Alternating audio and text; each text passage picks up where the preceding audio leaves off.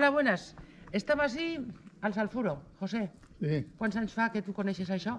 pues deu fer uns 40 anys o menys. No menys. Avui en Amics de Maella estem al Salfuro. Hem aconseguit la clau, el permís de l'actual amo per poder entrar i que consto que ens ha costat mesos perquè no sabíem on tirar mà i quasi de casualitat ho hem trobat. A veure, jo t'os llegiré perquè no m'atrevisco, això és quasi que tot química, t'os llegiré el que jo he pogut trobar a internet, ho podem trobar tots, sobre les fàbriques de sulfuro que n'hi havia. Ja parlam, mon anam atrás als siglos de 7 i de 8, fijau-vos si anam atrás. Bueno, això ja no queda res, està clar que fa molts anys que no funciona, però t'os llegiré tot el que era el procés des de que tenim l'oliva fins que al final lo radé, que ja veureu el que és, el que s'emplea i de tot, d'hasta on pot arribar l'oliva nostra d'ací. Perquè, sobretot, parlant d'aixòs anys, n'hi havia, el que més, l'oliva, entre ací i Casp. N'hi havia molts molins d'oli i també, clar, s'havia d'aprofitar tot. I s'aprofitava de la següent manera. T'ho llegiré en castellà perquè és el bocí que jo he trobat. El producto principal y de mayor valor es el aceite de oliva, això ho sabem, empleado para el consumo de boca por su buen sabor y propiedades alimenticias, pero utilizado también para muchos otros usos. Sin embargo, en el procedimiento de la obtención del aceite se consiguen también otros productos. Así están. Del prensado de la oliva queda un resto, el orujo o piñuela, que se aprovecha para la elaboración de varios subproductos. Llavors, mos diu, el orujo se mezclaba con el sulfuro en unas calderas que tenían per así, después les vereu, en las que se inyectaba vapor de agua a alta temperatura. Una vez conseguida la disolución, se daba salida a los vapores y se licuaban en serpentines que pasaban por balsas de agua fría. Se refredei. Tot això està muntat així. Al final del conducto, los productos que eren grasa y sulfuro ya se habían condensado y se recogían por separado, siendo este último, el sulfuro, nuevamente aprovechado, se torna a aprofitar. El uso y manipulación del sulfuro debía hacerse con las debidas precauciones, ya que es tóxico, corrosivo e inflamable. I ara sí vull tallar i dir alguna cosa que la gent gran de la vila, i molts ho sabreu, que dels treballadors que n'hi havia així, quasi tots van anar morint, i no massa grans, van anar morint però d'enfermedats que ja tots coneixem, sobretot càncer. Vull dir, no sé si podia estar relacionat o no, coneixem el tema de la mina i el que ens passa als mineros, però bueno, això de que era tòxic el que se treballava així, i penseu que en aquells anys no n'hi havia ni màscares, no s'obligava a tindre una certa protecció, no n'hi havia res de res. Llavors, a partir de 1930 la indústria va sustituyendo el sulfuro por el hexano, allò que t'os dic de la química, un altre, generalizándose el uso d'este hexano a partir de l'encomençament dels anys 60 del segle XX. Diu, seguís dient, el orujo obtenido no es apto para consumo de boca, pero sí puede ser refinado y mezclado con el de oliva para hacerlo comestible. Això no sé si ho tenim molt clar a dia d'avui, però, sin embargo, la alimentación no era el destino principal del producto que se obtenía, sino usos industriales, especialmente la fabricación del jabón. Així teníem una indústria que, si tots heu passat pel canal, ara com se diu, Aidem Norbert, recordar bien a nuestro pueblo, hi ha una etiqueta que fica l'Indusma, fàbrica de jabones, que és la industrial maellana. Vull dir que en això també arribem, se fia sabó. Llavors diu, quedaba como resultado de la disolución y destilación de la caldera la piñuela, desprovista de grasa. El resto, por su gran poder calorífico, se empleaba en la misma planta para combustible. Las cenizas que resultaban eran aprovechables y se cotizaban por su contenido en potasa o hidróxido de potasio. En otras industrias, como la de fertilizantes, o sigui, ja està que l'oliva, l'empel, valia per fer abono. També jabones blandos o la fabricación de carbonato o bicarbonato potásico. Tot això se traía. Una alternativa al uso como combustible de la piñuela, desgrasada, ya la habían llimplat, era su tostado o combustión controlada para obtener herrag. Això la gent més gran s'acordarà. L'herrag, que era com una carbonilla, que després veureu també a un bocinet de vídeo, que la vam aconseguir encara trobant, eixa errag s'empleai, eixa carbonilla polset, s'empleai pels, ja ho diré demà, pels braseros, per calentar. Vull dir que això sí que era lo final de lo que es l'extracció de lo que se fía así al sulfuro. Y llavors diu, los ácidos grasos provenientes del desdoblamiento se empleaban para la fabricación de jabón. Asimismo, una mezcla de ácidos grasos sólidos, la estearina, se utilizaba para la fabricación de velas, betunes, en sustitución de ceras y parafinas. O sigui, arribem hasta aconseguir producte per fabricar betún. Llavors, jo, si és un rotllo el que t'us estic dient, però bueno, és que és l'única manera de poder fer-ho. Quan estava la caldera funcionant, diu, el contenido de la caldera se agitaba por una o varias largas palas manejadas por los operarios. Al proceso se le añadía sal si se quería obtener un jabón reducido más duro. Podían ser necesarias varias cocciones y sosa añadida para lograr una cola de jabón depurada, más transparente y sin burbujas. Ja ho sabeu que, bueno, tota la vida s'ha fet sabó. Ara ja no, però era qüestió d'anar voltant, pues seria el procés similar a això, però en plan industrial. Així que la pasta obtenida era pasada a una gran batidora mecánica donde se amasaba, se mezclaba con otros componentes añadidos al jabón como resina de pino, talco, etc. y se perdían los restos de la sosa. Otro efecto de la batidora era el marmoleo de la pasta, es decir, que las impurezas restantes quedasen en forma de veteado verde-azul. De ahí la pasta era vertida en moldes para su enfriamiento, como se hacía a casa. Una vez solidificado, se troceaba con un cortador de alambre y se envasaban las piezas para su comercialización. Així que tot això t'ho conto.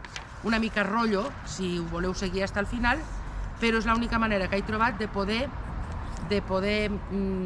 explicar una mica lo important que va ser el sulfuro en aquella època. Donant pas pues, a l'entrevista en José Martí, que bonament i li agraïm que mos haguera acompanyat perquè ja està molt gran, però ha volgut vindre a recordar coses i a guiar-nos una mica, mos ha fet de guia per tot este reportatge que ja t'us dic que mos ha costat mesos y mesos de poder fer. Gràcies.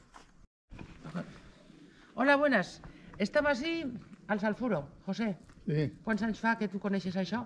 Pues deu fer uns 40 anys o menys. No menos. Sí. Que consto que mos ha costat mesos trobar la clau, la persona que mos poguera obrir en permís per poder estar així, perquè no crec que hi hagi molta gent de la vila ja de cara així. No, últimament que hagueren pogut entrar. Últimament no queda quasi ningú. Ja no queda de tots Ja portava jo la clau i al fer més gran pues ja l'hem entregat. En aquella època quanta gent va treballar així? Què t'acordes tu, més o menys? Pues treballaven 5 o 6. 5 o 6 persones. Sí, però últimament ja anava perdent i ja no treballa tanta gent. Vale. Tu t'encarregues de què? No, jo aquí només portava l'orujo. Eres Sí, un camió? aquí ja vine encarregat i treballava la gent per allà. Vale. Pues ara que estem així, que estem al mig, dis-mos, hem entrat per aquella porta, si grave Norbert allà, dis-mos de lo que t'acordes d'allà. S'entra per aquella porta? Si per la porta només entrar estava la bàscula i a mà esquerra l'oficina. Les oficines. I cara sí? Aquí hi ha un ensanche per ficar l'orujo extractat i aquí hi havia una torba que aquí basculem l'orujo. Tiréis així i llavors on anava per algun depòsit o algo? Aquí hi havia un secador, de punta a punta, un secador que secava l'orujo. I llavors pujava a dalt i allà anaven els extractors. Els extractors. És allà dalt. Suposa que hi havia una caldera per on està ahí? La caldera estava aquí. Per estar dins. Sí, tot I en això, estos depòsits això tan que està grans? enrunat, això que està enrunat aquí. Si ho vols gravar, és allà al mig. Estic allà on estaria la caldera, que ara tenim com un forat tapat, tot això. I allà que allí també hi ha un altre almacén, també hi ha uns depòsits xiquinins en terra, que també està tot enrunat. Però fijeu-vos com està. I la xaminera, jo és que vaig mirant, la xaminera, o sigui, si la caldera està esti, la xaminera, vull dir, per què està esti, si teníem esti la caldera? Això està separat d'ací. Està al costat de la caldera i per als tipus estava la xaminera. Tot el que se bollia, diguem, de la caldera, els fums anen encara Els allà. fums que dalt. Vale, no tenia per què estar a la vora de la caldera. Vale. Doncs molt bé, anirem per ací voltant. I als tiballs Més. estaven els extractors Extractors En de aquella què? que es traien l'orujo. Vale. Els tiballs això no ve, només els tiballs. Anem a veure-ho està allà. Torneu a dir això que gravarem. Los secadors estaven aquí detrás. Vale. Allí on acudia l'aigua a secar les tuberies. I aquí dius que estáis los extractors. Sí.